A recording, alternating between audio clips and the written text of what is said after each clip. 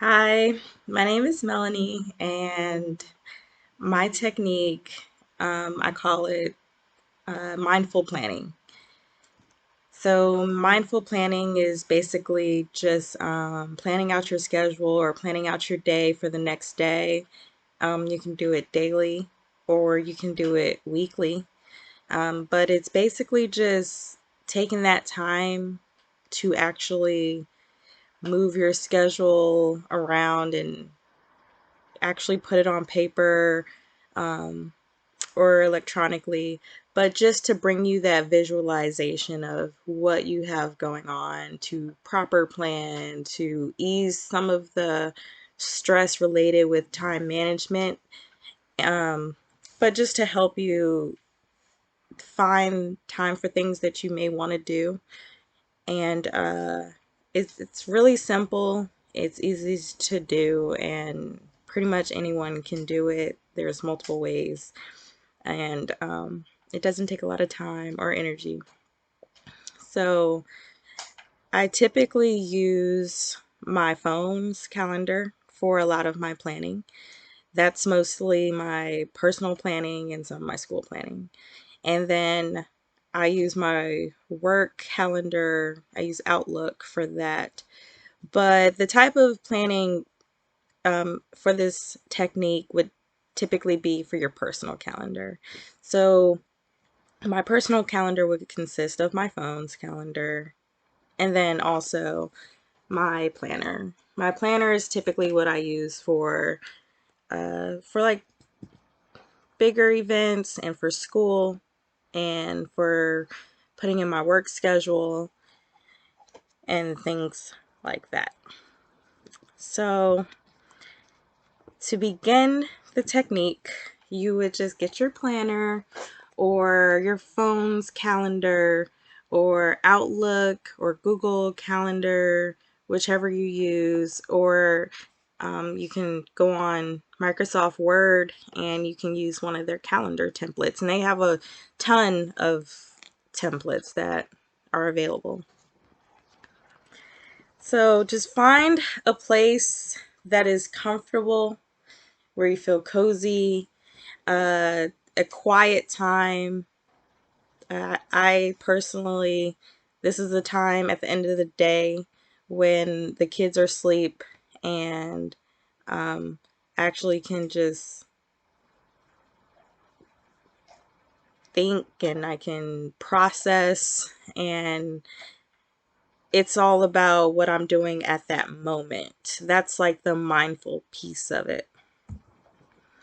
So begin by taking 2 to 3 minutes to just go over what you have going on, the mandatory things: work schedule, school schedule, homework, um, if you work out, things like that.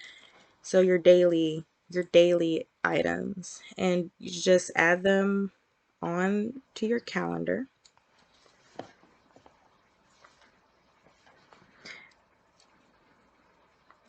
So I put my field hours, I put my work hours.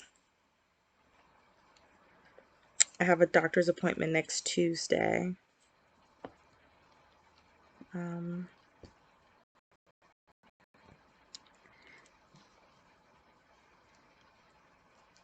so those are my mandatory items. And then next, you would take 2 or 3 minutes to think of some things you might want to do. These could be goals, these could be aspirations. It could be something that you have been trying to do but may not have accomplished yet. And you can add that to your calendar. You might not get it done this week, and you might add it to your calendar next week. Um, and just because you don't really accomplish it this week doesn't mean, you don't have, you still have the opportunity to try again next week. So, um, I know I have a couple of things that I've been just adding on and rolling over into the next week. But just adding things, goals, aspirations, self care, time to yourself, events, parties, things like that, you would add to your calendar. And really, I put the time so I know how when it starts and when it ends. I can see my free time. I can see the time in between, and I try to account for how long it's also going to take. Uh, so I know on Sunday I have a baby shower that I'm going to for my sorority sister. I have um, I want to take a walk with my family on Friday because I get off at 2.